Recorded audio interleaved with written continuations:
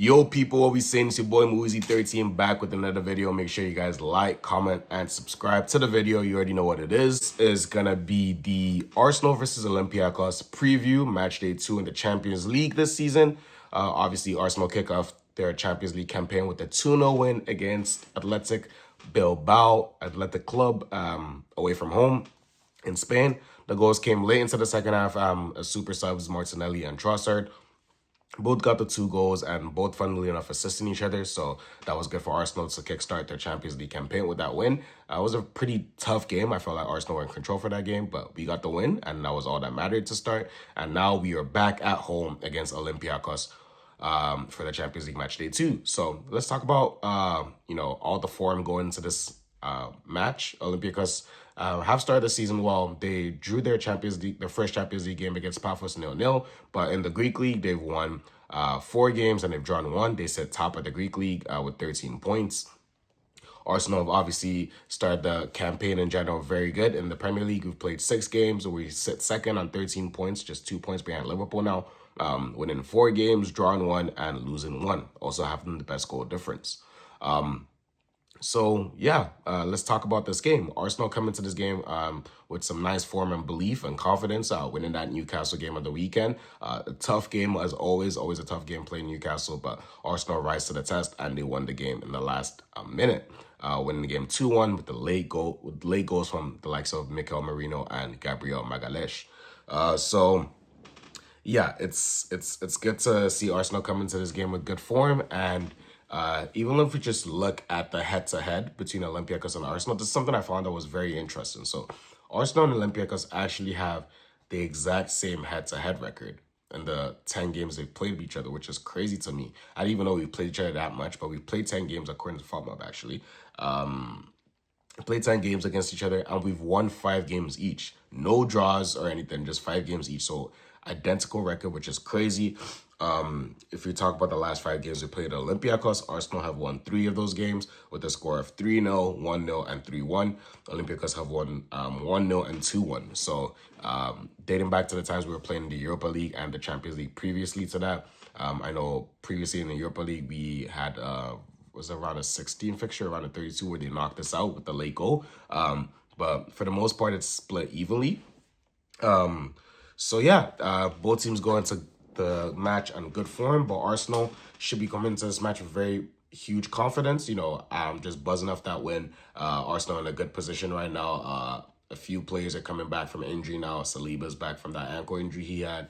Odegaard is back from that shoulder injury he had coming on late against Newcastle and changing just the trajectory of the match in general. It was when he came on that we really saw that spark into the game, and our attacks were, they were reignited, should I say. That pass he played to Miles Lewis-Skelly, absolutely crazy pass. And honestly, Miles Lewis-Skelly should have scored that quicker. If he scored that quicker, at the back post, it's the tap-in was there available. So no complaints. We won that game 2-1. I'm absolutely still buzzing. But yeah, let's jump into this Olympiacos game. So this game is very important for Arsenal. I believe Arsenal have to win this game. It's very important for us to qualify for the Champions League round of 16 in the top 8 places and as high as possible. Now, normally you could say the top 8, wherever you finish is fine. And regardless, as long as you make that top 8, you don't have to play the knockout rounds before the round of 16. But there's been a new rule change this season where the higher you finish in the table, the more priority you get. What this means is, if, for example, say Arsenal finished first in the league phase, and say Barcelona or someone like PSG finished second or third, it means we would have priority in where the home leg of the Champions League game is going to fall in the knockout. So essentially, everyone sees the second leg being played at home as the advantage. Arsenal will get that advantage for finishing higher. So it's very important we finish as high as possible in the Champions League this season. It's going to potentially help us go as far as we can into the competition, hopefully going one step further than last season. We made the semifinal last season, and previously we made the quarterfinal. We're hoping to make the final and hopefully go on and win our first Champions League. So I'm hoping that we can go one step further this season and win the Champions League. We have the team to do it. Arsenal have strengthened this summer. We brought in 8 new signings. We have one of the best defensive partnerships, for me, the best defensive partnership in Europe. the likes of Gabriel Saliba, and just even looking at the whole collective of the defense with Raya and goal, Gabriel Saliba, Calafiori, and Timber. That's such a solid backline. And it should be the foundation we build our team up to continue playing.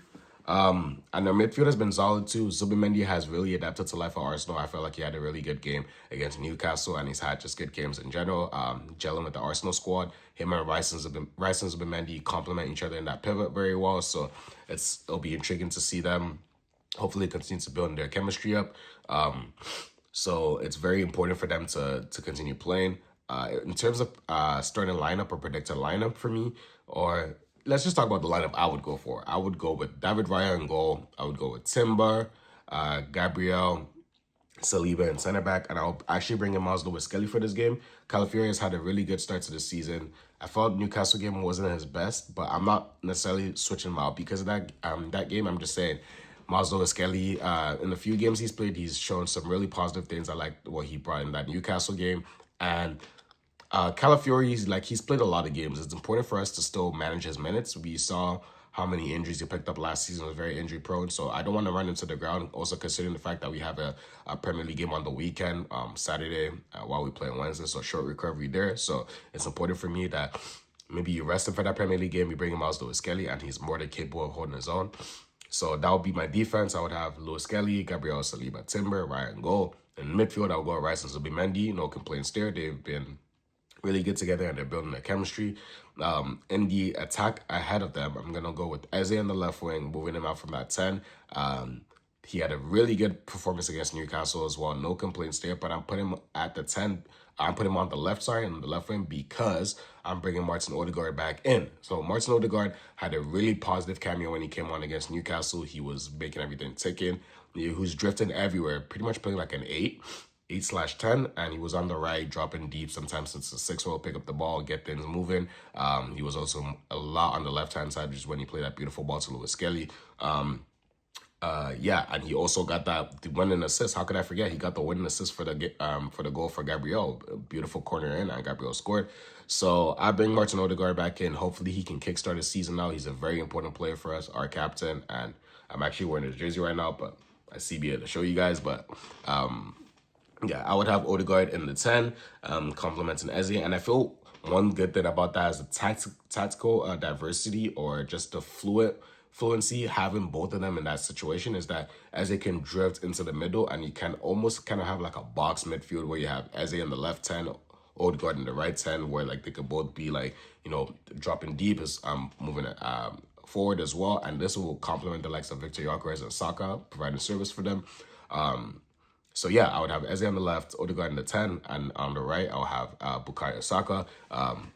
Had a decent game against Newcastle as well. You can tell he's still building himself back up to peak fitness, and it's important for him to continue getting minutes, so I'm going to start him. Plus, by the way, he's out injured, so you can't really go with anyone else there but Bukayo Saka. So his first Champions League game of the season, Bukayo Saka, because he didn't play the Bilbao game. I'm sure he's going to be buzzing, hoping to prove a point as he normally does. So that'll be my front three behind the striker. And the striker obviously is going to be Victor Gyökeres, man. You have to have that guy playing and strike. Hasn't scored for the last few games, but I'm hoping he can get back to scoring ways against Olympiacos. Hopefully he gets on the score sheet. Maybe grabs a couple goals to continue building his confidence. I felt like he had a very solid game against Newcastle as well. He was linking up play well, and honestly, he won the penalty that was turned over by VAR. For me, it's still a pen. I don't know how they overturned that, but we already know St. James Park, Arsenal. I'm not even going to complain about that. We won the game. It's in the past now. But Gyökeres had a very bright game against Newcastle. I'm hoping he can continue scoring goals and add to the 3 goals he's already scored in the 6 Premier League games so far. So that will be my predicted lineup, or at least my preferred lineup for the game. I'm going to go for a score prediction of an Arsenal 3-1 win. I think Arsenal are going to win the game 3-1 against Olympiacos at the Emirates. I'm going to go with goals from the likes of Victor Gyökeres, Eze, and Saka. Those are my 3 goal scorers for Arsenal. And yeah, hopefully we can continue marching on to start the season. We've played 8 games so far in the season in total, I believe. We've won 6 of them. We've drawn 1 and lost 1. And it's crazy to think that the game we lost was from a crazy Szoboszlai free kick. I had to take an amazing free kick to beat Arsenal so far. If not, maybe it would have been unbeaten to start the season. But anyways, that's my match preview for the Arsenal Olympiacos game. What do you guys think? Let me know in the comments below. It's been your boy Moeezy13. I'm gonna see you guys in the post-match reaction on Wednesday. Come on, you Gunners. Let's get that dub.